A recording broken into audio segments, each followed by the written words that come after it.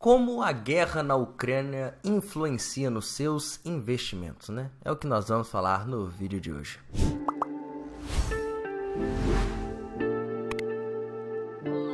Bem, amigos da Rede Globo, brincadeira, bem, amigos do Juízo de Valor, a moto passa bem na hora. A moto nunca quer passar, né?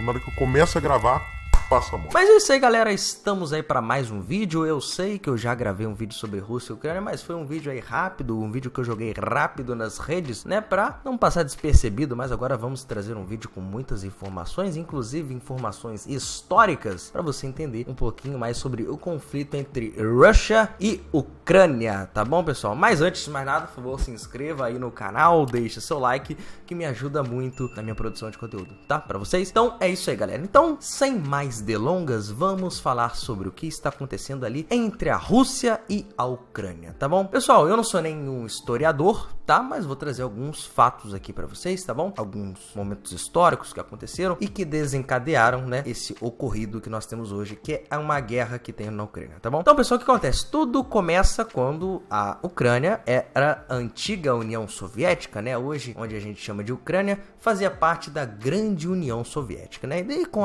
um desmantelamento da União Soviética, aqueles países foram se tornando independentes e não foi diferente com a Ucrânia. A Ucrânia se tornou um país independente. Só que mesmo após a sua independência, a Ucrânia sofria e ainda sofre muita interferência da Rússia, pessoal. É isso mesmo, a Rússia ainda tem muita interferência na Ucrânia. Em 2014, rolou ali a tomada da Crimeia, onde a Rússia tomou a Crimeia para eles, né? A Rússia tomou a Crimeia, teve todo aquele aparato internacional. Ô, Rússia, você não pode fazer isso, ficar tomando partes de outros países que não pertencem a você. Mas como na época a gente tinha um presidente aí pró-Rússia, ficou por isso mesmo, tá? Para resolver o conflito, foi criado o Protocolo de Minsk, né? Que era tipo um tratado de paz, tá bom? A gente não vai brigar mais, a gente vai ficar de boa. Rússia e Ucrânia, tamo de boa, tá? A gente vai ficar de boa agora, beleza? Não. Tá? A Rússia não respeitou isso e partiu para cima, né? Quando foi o estopim, em 2022, que a gente tá vendo agora, onde o presidente Vladimir Putin, em fevereiro, conhece a independência de duas regiões separatistas da Ucrânia, não é verdade? Por que ele vai reconhecer? Para criar o rebuliço, né? Para criar o furdunço, né?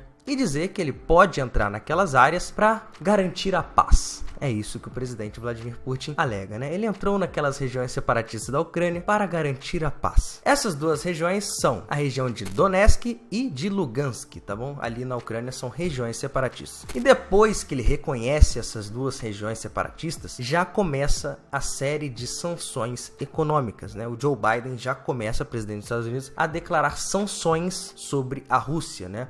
Sobre o país do presidente Vladimir Putin, né? Porque ele não pode reconhecer regiões separatistas de outros países assim se der na telha dele. Então aí já começa a série de sanções econômicas, principalmente dos Estados Unidos contra a Rússia. Depois, quando o conflito vai desencadear mesmo, que a Rússia começa a entrar com tropas na Ucrânia, através da fronteira da Bielorrússia, aí que começam as sanções pesadas, né? União Europeia, Estados Unidos, começa uma pressão muito grande sobre a Rússia, que começa a desencadear em sanções até muito grandes, como é tirar a Rússia do sistema SWIFT, sistema de pagamentos internacional. Isso que desencadeou aí numa grande queda da Bolsa de Moscou e no desmantelamento das ações do Banco da Rússia, né? O tipo Banco do Brasil da Rússia, as ações simplesmente despencaram, né? Depois que teve essa série de sanções, né? Muito mais que tirar a Rússia do sistema SWIFT, né? Excluir a Rússia até de competições esportivas como a Copa do Mundo. Uma série de sanções econômicas, tanto dos Estados Unidos, tanto da União Europeia. Depois dessa série de sanções, as pessoas começaram a correr para sacar dinheiro, os bens russos estão bloqueados em outros países e até a Suíça, que é um país assim historicamente neutro em conflitos, né? Quando se trata de guerras, em conflitos militares, não ficou do lado da Rússia e ficou do lado da Ucrânia, bloqueando bens russos no país. E além do mais, além de trazer sanções econômicas à Rússia, também foram impostas sanções econômicas à pessoa de Vladimir Putin, diretamente a ele, bloqueando bens deles, né? Vocês terem noção, bilionários russos, né, como o dono do Chelsea, tá colocando o Chelsea à venda, porque não tem mais ambiente para ele ali na Inglaterra, não tem mais ambiente de negócio. Então muitos magnatas, bilionários russos estão pedindo até o fim da guerra, pois está sendo muito prejudicial para eles. E o índice VIX, né, se se você não sabe o que é esse índice, é tipo o índice do medo, né? O índice que mostra o medo dos investidores. Esse índice, ele mais que dobrou nos últimos dias, nas últimas semanas, por conta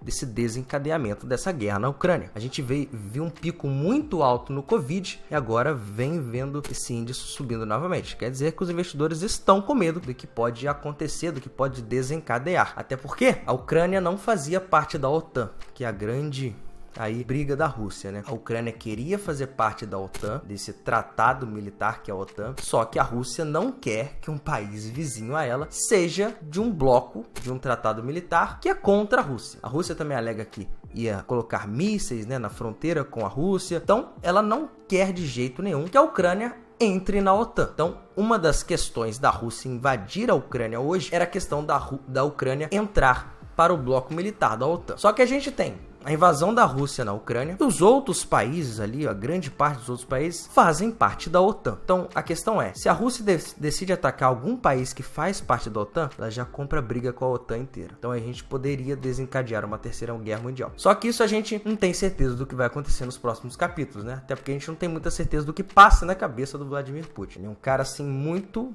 maluco, digamos assim, né? Então, o índice do medo dos investidores está muito alto por conta do que a gente não sabe do que vai acontecer. A bolsa aqui no nosso país, ela não teve uma grande queda, né? Ela ficou ali praticamente no 0 a 0. Caiu 2% no dia, 1% no outro, chegou a subir alguns dias, mas a verdade é que a gente vai ser impactado querendo ou não. Até porque a Rússia é uma grande produtora de trigo, então empresas que dependem da matéria-prima trigo vão sofrer. Se a gente tem um aumento no preço do trigo, a gente tem um aumento no preço do pão, aumento no preço do macarrão, dentre outras coisas que necessitam do trigo como matéria-prima. Outra questão, o petróleo, o barril de petróleo, ele está numa alta que não se via desde 2008, um preço que passa dos $100 o barril de petróleo. E como a gente já tem uma gasolina a $7 no nosso país, a $7 não, $7 seria assim absurdo, a R$7 no nosso país, pode chegar a R$9, R$10 por conta dessa alta no preço do petróleo. A gente já tem um dólar alto que ajuda no preço da gasolina. E agora a gente tem um petróleo alto também que ajuda a subir ainda mais o preço da gasolina. A gente também pode ter uma grande crescente no dólar novamente. A gente viu o dólar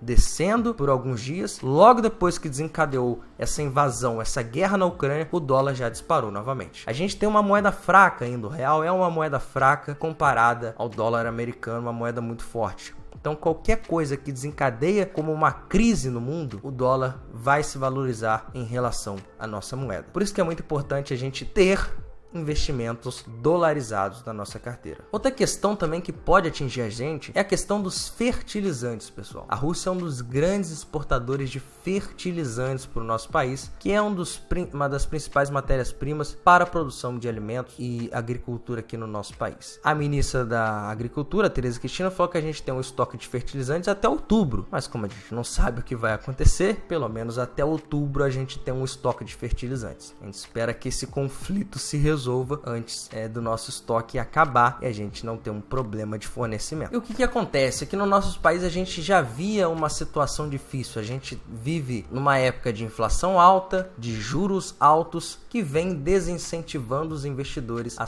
entrar na bolsa de valores, né? Até porque se a gente tem juros altos e inflação alta, faz com que os investidores vão para a renda fixa, migrem para a renda fixa, né? Onde você consegue um retorno acima de 10% ao ano sem ter sem correr nenhum risco, digamos assim, né? Um risco muito menor. Então desincentiva os investidores a entrar na bolsa. Então a gente pode ter uma queda na bolsa brasileira sem sombra de dúvidas, né? Com essa desestimulação dos investidores a entrar na renda variável, né? Não faz muito sentido você correr um risco na renda variável, sendo que a renda fixa está pagando um valor mais alto por conta dos nossos juros, por conta da nossa inflação. Então é mais interessante para os investidores que eles vão buscar títulos atrelados à inflação, atrelado aí à taxa Selic. Mas uma coisa que a gente pode fazer também é aproveitar as oportunidades que esse momento vai trazer para a gente. Sem sombra de dúvidas, a gente pode ter uma queda em boas ações, de boas empresas, e a gente pode comprar essas ações por um preço mais barato, não é verdade? Mas, obviamente, estudando o momento que a gente está passando. Não investindo sem cautela, investindo sem estudo. A gente tem que aproveitar as oportunidades